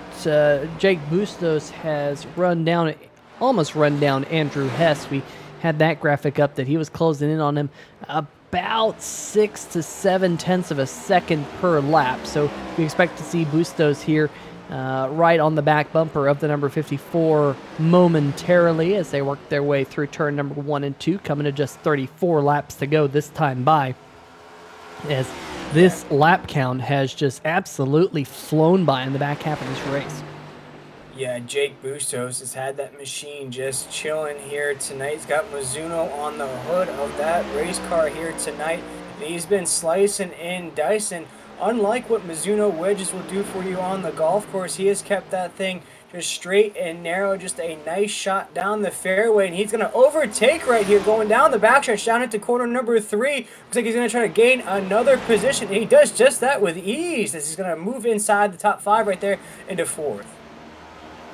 Yeah, it almost looked like he had pushed the pass there coming onto the backstretch, as he's starting to leg it out now up into the 4th position. Has a long way, about 6.3 seconds up to Tom Ogle, and 6 seconds with about 30 laps left to go. It's doable, and it's going to be a tall order for Bustos to work his way onto the podium. We'll see whether or not he can do it, though, before the checkered flag falls. We are down to just 7 drivers on the lead lap as the number 94 machine of Gilberto Javier Gamera is now being scored as the last driver on the lead lap. There he is right in front of your race leader, Barrett Holhemus. So I thought for a second we were down to just 6 drivers on the lead lap, so not sure if he was able to unlap himself. He does have fresher tires than the drivers around him, so that might be good news. It's good news at least for the number 25 machine, Seth Rawls, because if he was to get a caution flag, he would be the lucky dog to get back onto the lead lap. And I'll tell you what, Will, we see caution flags late here in a lot of sim racing series, but man, a caution flag would absolutely change the complexion of this race right now. It really would. You almost want to dance like for the rain gods. You want to dance for the yellow flag gods here at Dover. If you're one of these cars that has a fast machine here on the track, but you are getting an idea of what the intervals are. You see the distance between you and the leader right now. But one thing I'm keeping an eye out for here, Peter, with about 30 laps to go, if my eyes aren't deceiving me, if I'm not seeing a lake in the desert here, if I'm not seeing a mirage on that grid, I'm starting to see Barrett Bohemus's lead start to tick down just the slightest there every lap or so. It's now down to 4 seconds when just a couple laps ago it was 6. Yeah, you see that right there, that Robinson has had a couple of laps where he's picked up 3 to 3.5 tenths. Now, there's other laps where it swung the other way, and Robinson's actually lost a little bit of ground, but, you know, all it takes is kind of that trend to start to trend one way or another, and sometimes the dam can break open, and all of a sudden you're lopping off 3 tenths of a second, 4 tenths of a second, 5 tenths of a second. But at least for right now, that gap may be steadying just a little bit, right at about the 5-second mark. Maybe, you never know. Bohemus might be getting his numbers from his crew chief, and maybe he's trying to keep it right around 5 seconds as Gilberto Javier Gomera has fallen back 1 lap down, putting us just 6 drivers on the lead lap here tonight in Dover, Delaware. But let's see what's... Oh, go ahead. Go ahead, Peter. Let's check back in on Bustos, because he's starting to make a little bit of ground on Ogle. He's caught up another second. He's down to just 5 seconds behind him now. 25 laps to go. It's going to be close, I think, between Bustos and Ogle at the checkered flag for who gets that final spot on the podium. At the rate Bustos is closing right now, just based off my rough math, but I don't have the math graphic thing that Carlos brings up on the screen. I absolutely love that graphic. But I don't know. Bustos, I think he might have to pick it up just a little bit if he's going to want to make that pass.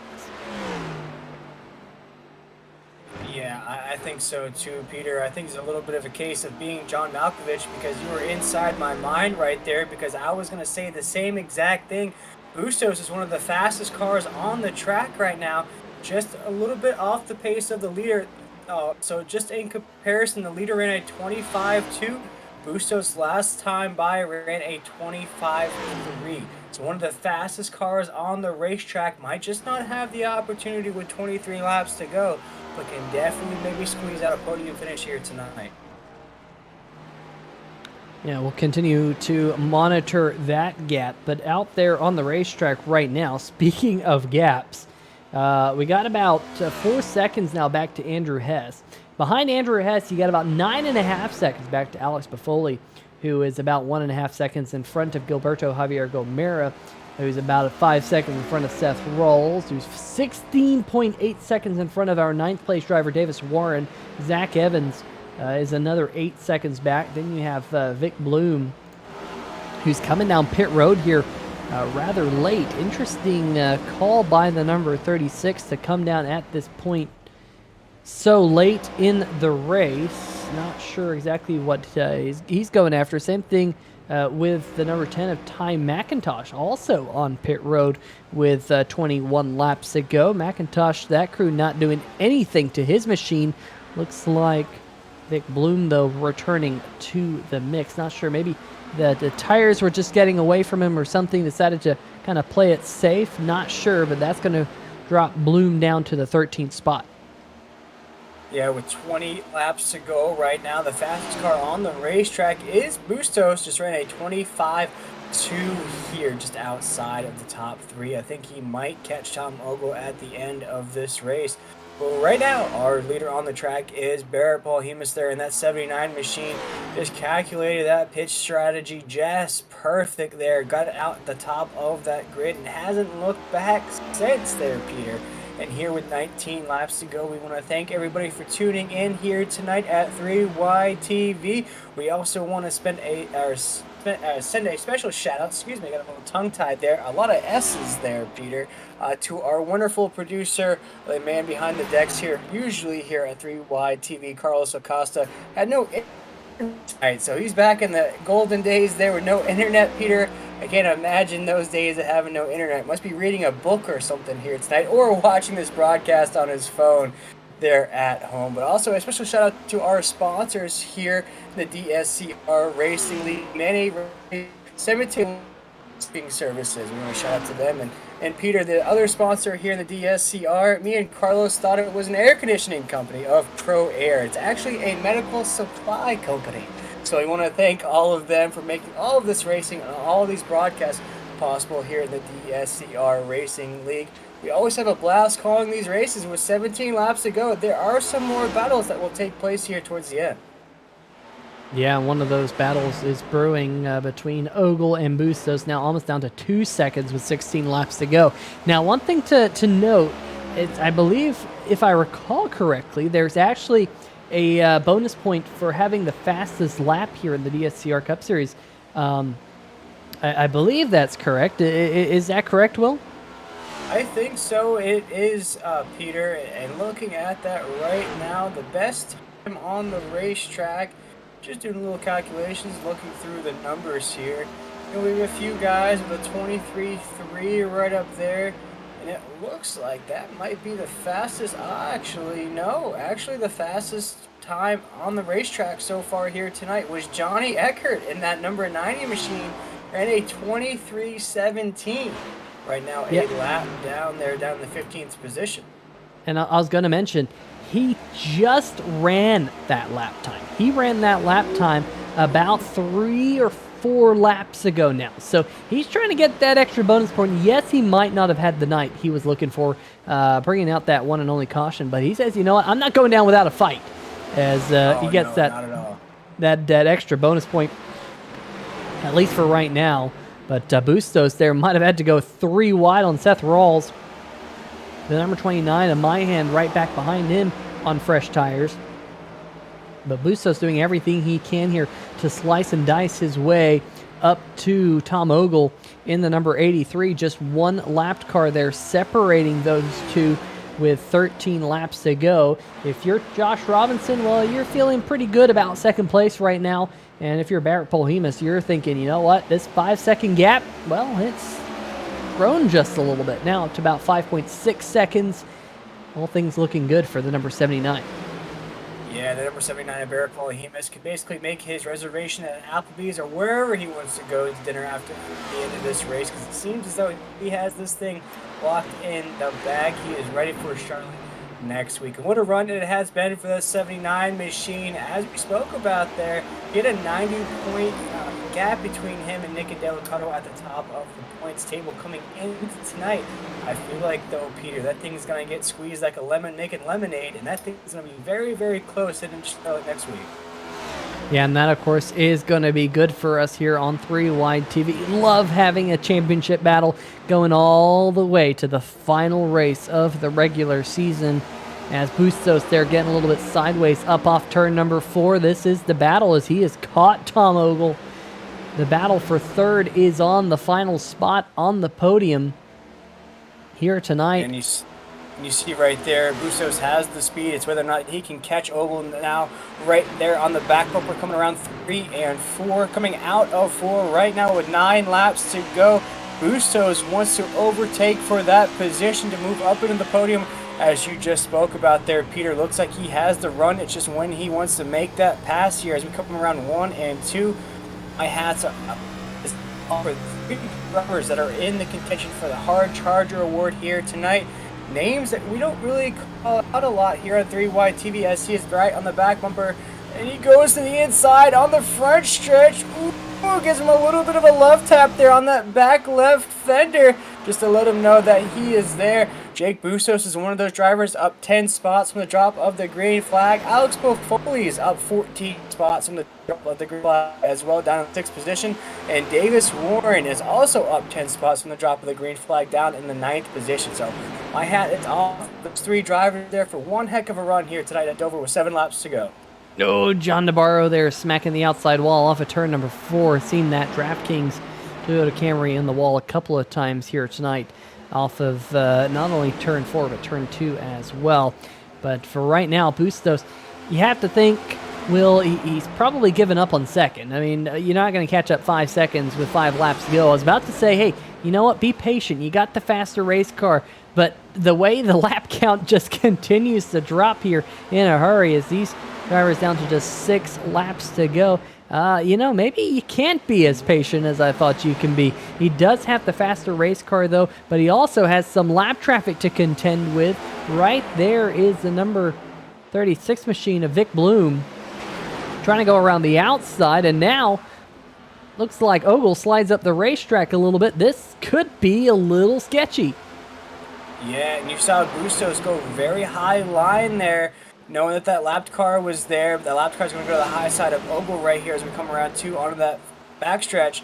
Just trying to work up the grid that lapped car is doing right there. But what this enables, though, Peter, here with 4 laps to go, it's basically going to kill all that momentum that Bustos had, and he might run out of laps to finish on the podium.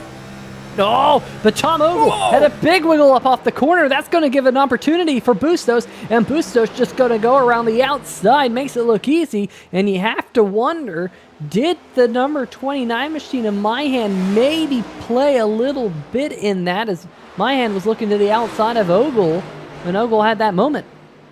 Yeah, and you see these lap cars sort of creating waves in the wave pool here with 4 laps to go, giving both these drivers a little bit of fits. You saw Bustos have to go way high on the racetrack, almost lost his position there, and now you just saw Tom Ogle had a battle lapped car as well. So you see it here in the DSCR Racing League. Doesn't matter if you're a lap down or not, you're trying to race for positions. But right with 2 laps to go, we were watching this battle for our last finish, as this race is all about tied up here with Barrett Polhemus and that 79 machine with a 6-second gap. You can essentially park when he crosses that start-finish line and wait for the rest of the field. Josh Robinson, I'm giving him a golf clap behind the microphone here. You cannot hear me because he is just racking it up in second. A great run out of that 30 machine. We're on our final lap of the night here, Peter. Yeah, the number 79 Polhemus just has to make it another half lap here as he races down the backstretch into turn number 3 for the final time. Working his way to the start-finish line. Here comes the 79 going to victory lane here in the Dynasty Stock Car Racing League here in the iRacing.com simulator. Josh Robinson second. Jake Bustos going to be rounding out our podium here tonight once he comes across the line with a great late race battle there with Tom Ogle. And a huge win for Barrett Polhemus there in that 79 machine. Always overshadowed by the runs of Nick and Delacado. But here tonight, it is the Barrett Polhemus show. It is not the Truman show. It's the Barrett Polhemus show, as he is our race winner here tonight at Dover. Made it look easy here at the Monster Mile, like Shrek slaying the dragon in the original Shrek movie. He slayed the dragon here tonight. He wins here at Dover, and going into Charlotte next week, we might have quite a battle at everybody's favorite track, as Barrett Polhemus is our Delaware 200 winner, and he's burning it down on the front stretch. Yeah, just gotta touch the inside wall there. Gotta make the front legal, Gotta make sure that you don't leave anything for the iRacing.com race officials to find on the front end of that car. Gonna back up and celebrate that win here tonight. Definitely gonna be one happy driver.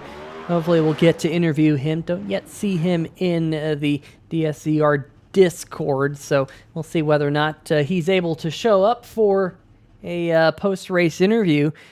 Definitely going to have some good post-race interviews here on the channel. Let's see if we can bring... in fact, I kind of would like to to interview my good friend Jake Bustos after knowing him for quite Yeah. some time. So let's see if we can get him up here into the 3Y TV booth.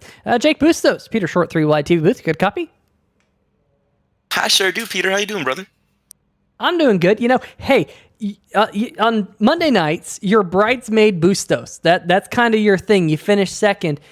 I thought for a while you're going to be bridesmaid Bustos again here tonight. But coming up one spot short of being the bridesmaid. It wasn't a bad race, though. Walk us through it.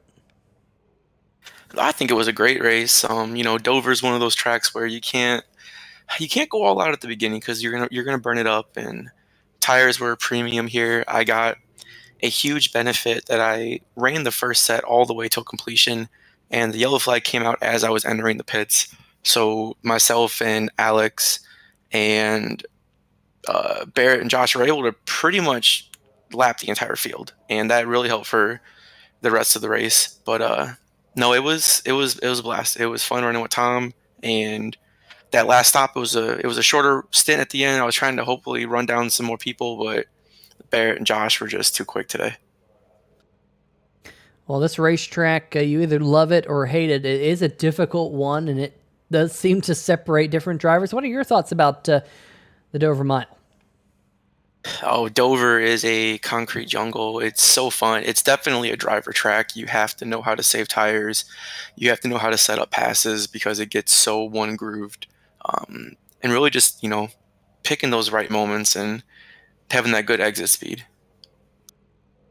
Well, you did a good job of it. Of course, the key moment of tonight's race was that caution flag that came out there in that round of pit stops. Was that what you were banking on there? I was originally going to run it out to begin with because I wanted to have the shortest run to the finish as I could. I just got super lucky with where the caution flew. I've had not the best luck running that strategy in the past, but once it flew and I saw how many cars were actually left on the lead lap, I knew it was going to be a good day. I definitely ended up being a good day for you in that number 74 machine. Got Charlotte next week. What are your thoughts about that race? And we'll give you the opportunity for some shout outs. Oh, Charlotte will be a good time. I think everyone's run it enough on this service to just pretty much know what the car is going to do. But it'll be another one of those, as the tires go, you'll see the cream of the crop coming to the top. But I just got to thank you guys here at 3Y TV. Always love all the broadcasts you guys do. And then to DJ and Johnny running the show here at DSCR. They're putting on a good product. First season, we're getting 20 cars for a race. That's good. It'll only continue to grow from here. And then just shout out to all the drivers for keeping the cars underneath them at night and putting on some good racing. Yeah, definitely a good race here tonight. And we'll see you again at Charlotte. Jake, enjoy your podium finish here tonight. Appreciate it, Peter. Take care. All right, that's going to do it with tonight's third place finisher here on 3Y TV. Let's see if maybe we can get Will in here to maybe get tonight's runner-up driver of the number 30 machine. Josh Robinson, Will, you there? Yeah, I am here, and Josh, I was calling you out all night long, my man. Probably your biggest fan up here in the booth. One heck of a run out of that 30 machine. Some of the laps by, you were taking it down. You were lapping the best lap times here, even faster than the leader down there in the 5th position. Take us through your race here tonight. And I gotta say, this is probably your best finish of the season so far. Yeah, it was really good night for us, and then I appreciate you rooting me on. So strategy going in was just hope to get some long green flag runs, which we absolutely did tonight. Be really calm at the start of it, start to pick up the pace, and then be quick at the end of a run, because the car was extremely loose, as I'm sure you guys saw. So if you had a little bit of tire and could flat foot it off the corner, you could. It was a lot easier to make the pass than a traditional Dover race. Yeah, and we saw kind of different strategies play out there. We saw, of course, green flag pit stops take place, but then that yellow flag kind of just threw a wrench in everybody's plan there. Once you saw that yellow flag come out and you saw how the field is going to get basically reset and reshuffled, how difficult of a race did that make at that point? And did you feel like that if everything was even, that you could have given Barrett Polhemus anything for his money? would have definitely, as I'm sure Barrett and Tom would, would have definitely liked to see that caution about a couple laps earlier or a couple laps later. But but we'll take it. And I think we were so spread out at that point that even though we had to take the wave around at that point, it didn't hurt us as much as it usually would. Yeah, we saw you a few weeks ago. You finished, I think, about fifth or sixth, just outside the line for the Dash for Cash. You got in for the Dash for Cash as a last chance qualifier. This feels like the turn a little bit more confidence, a little bit more of a better run out of that 30 machine. Are you starting to, quote unquote, feel yourself a little bit? Are we going to see a little bit of a turn heading into Charlotte, maybe into those playoffs as well? That is definitely my game plan. I'm new to this league, so it's a little bit more aggressive than the guys I'm used to racing with, and not aggressive in a bad way. It's just a little bit more gung ho at the beginning of a run. So I think I've taken the season to adjust to that, and hopefully I've got that down for as we get into the playoffs here. Yeah, and with Charlotte next week, I think it's a track that everybody's pretty familiar with. It's a track that everybody's has taken a few times, to say the least. What do you think your chances are of finding that 30 machine in victory lane at Charlotte next week? As long as I keep that nose clean, we should be looking at a good finish. But this league has a lot of good, tough drivers in it, so I never go in expecting to win by any means. So, but I wouldn't be disappointed if we pulled one out. Yeah, not at all there, Josh Robinson. But you come home second here tonight. As I mentioned, you were laying down some hot lap times here at Dover. I feel like if it would have been an even race, as you just mentioned too, it could have been something there at the end. You, Bustos, and then Barrett Polhemus there maybe battling out for the lead there. But as it stands here tonight, you're going to come home second. And with that podium finish here, Josh, we'd love you to give you drivers the opportunity to shout out anybody you had watching here tonight, any sponsors that may have made this race possible, and where people can find you on social media. Appreciate it, guys. Thanks for putting on the broadcast. These are always fun to go back and watch. Thanks to the league admins, it's a lot of work to put in to make the league go. Thank you to my teammates, Tom and Andrew, who had some good finishes tonight. It's always fun racing with them and bouncing strategies off of each other, especially tonight. We were always debating when to go in.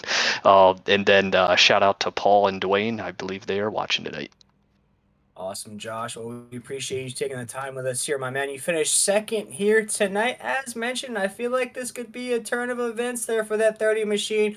We saw it last week. You had a good, not the greatest run, but you were that last chance qualifier there for the Dash for Cash. So you kept it together there. Kept it really together here tonight, coming home second. But we appreciate it, Josh. Can't wait to see what you have in store for the folks at home at Charlotte next week. Enjoy that second place finish here tonight, my man. We appreciate it. Appreciate it, guys. Have a good night. Yes, sir. And that was Josh Robinson and the number 30 machine there, Peter. I feel like, we mentioned it a few times there in the interview. If everything was even, that could have been one of the cars that we'd seen at the end there battling with Barrett. Yeah, absolutely. With that situation there, that caution flag coming out during that pit cycle, it definitely changed the complexion of the race. Looking back at it, we didn't know that at the time, but it definitely worked out at the end of the night for the number 79 machine. My oh my, Barrett, you came into tonight second place in points, tied for second place in points. It was a terrible night for Nick and Delicato. You get the win. Holy cow, you probably looking pretty good going into next week at Charlotte. Yeah, we finally got a break to go our way. Nick had a rough night. We got no shot at catching him in the regular season. We're quite a ways behind. But, once the chase gets started, I'm feeling pretty good about it. So, yeah, it's nice to get the upper hand on second place and finally having some good luck on our side to get us where we belong. I knew I was capable of winning many, many races so far, and I'm finally glad to just cap it off and get some decent points today. Well, to have good luck here at Dover, you have to have Miles the Monster on your side, and it seemed like you had that here tonight. But looking back on the race, we had that caution flag, the one and only caution flag there during that round of pit cycles. Kind of walk us through what was going through your head at that time and how you overcame that to get the win tonight. Well, at first I thought, oh no, we're screwed, because then we were trapped a lap down. But then I remember that we had literally just come off a pit road and the yellow flew, so we didn't have any wear in our tires at all. Whereas Tom had been out there for 4 or 5 laps, and then Josh had already been out there for a couple, so we had the freshest tires out of anybody. And then the leaders pit, and we were able to take the wave around. From there, I knew I had to do a better job saving than I did in the first stint because I fell off pretty good, and Tom and Josh were able to get around me. So that was my main focus, was just super conservative with the throttle. Just float it in the corner, let it coast, and then roll back into the gas, and don't get full throttle till you're, completely on the straightaway. And that worked out for us. So I was just able to time my moves right. I was aggressive when I thought I had to be, and then other times I was just patient and conservative, which has not been my strong suit recently. So it's nice to finally seem like to learn how to do that, and it's really satisfying to see it pay off. Yeah, definitely a really, really good night for you and that number 79 machine. But we do round out kind of the regular season at Charlotte Motor Speedway. What are your thoughts about that 1.5-mile racetrack? I'm feeling pretty good about Charlotte. With the fixed setup, I think it's pretty tight around there.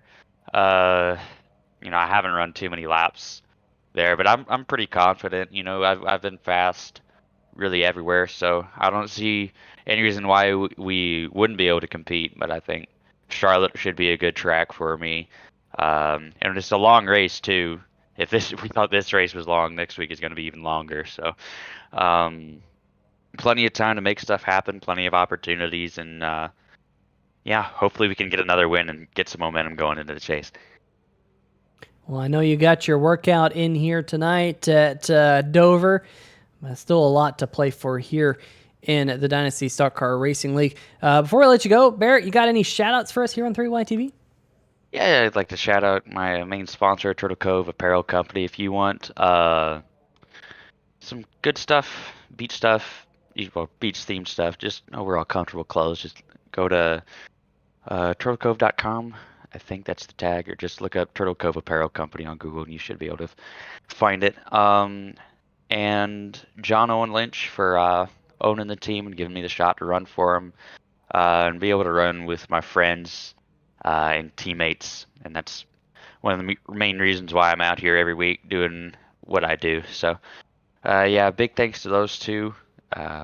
Happy to have them on, and happy to give them airtime. Absolutely. Well, congratulations on getting the W here tonight, Barrett, and we'll see you again next week at Charlotte. All right, y'all have a good one. Thank you. All right, well, that's going to do it for our post-race interviews here on the channel. A really, really good showing for the whole field here tonight, Will.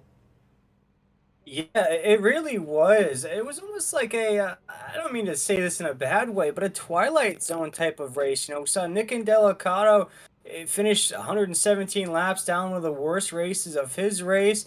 And you see David Westergreen down at the bottom of the table as well. Johnny Eckhart laid down the fastest lap time of the race. He finishes in 15th. Ty McIntosh, a winner on this season, finishes 14th. John DeBarro, that we saw racing up there for the lead for a few laps, going to finish 13th. Dallas Mahan's going to finish 12th right up there. So Vic Bloom, Zach Evans going to come up with a top 10. I know that's Carlos's guy right there. We usually have an in-car camera point of view from Zach. Finishes in 10th. Davis Warren in 9th. Seth Ross, after that early mistake, is going to work out a top 10 finish there. Gilberto is going to finish in 7th. Alex Buffoli, we saw him battling up there for the lead as well, Peter. Going to finish just outside of the top 5 in the 6th position. Andrew Hess in that 54 is going to finish in 5th. Tom Ogle 4th. Jake Bustos 3rd. Josh Robinson in 2nd. And Barrett Polhemus is going to be our race winner here tonight. And I say that, Peter, in the best sense of terms, because this is the sort of race where a lot of these guys that we haven't really called out all season, maybe overshadowed by Nick and Delicato's dominance, maybe even overshadowed by Shift Esports dominance, really rose up here tonight, show that they have the skill, they have the ability on their iRacing simulators to race with the big dogs here tonight. I'm looking at names like Jake Bustos finishing 3rd here tonight. I'm looking at names like Alex Buffoli finishing in 6th. Josh Robinson finished in 2nd. A few of these guys that really have had tough luck throughout the entire season here tonight really shined here at the Monster Mile.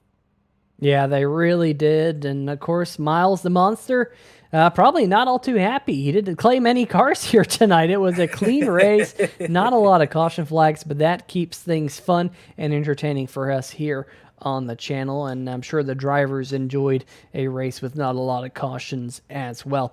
But Will, it's been great having me, I guess, up in the booth here tonight. I'm kind of the lone wolf here, kind of a one-off. Hopefully, Carlos is back here. Hopefully, he can get his internet. Hopefully, he doesn't have to resort to dial-up or something crazy like that before coming back next week. But it's been fun, a great race, one of my favorite racetracks. So I don't think there's any other racetrack I'd rather commentate at than here at Dover. And everyone putting on a great show here in the DSCR.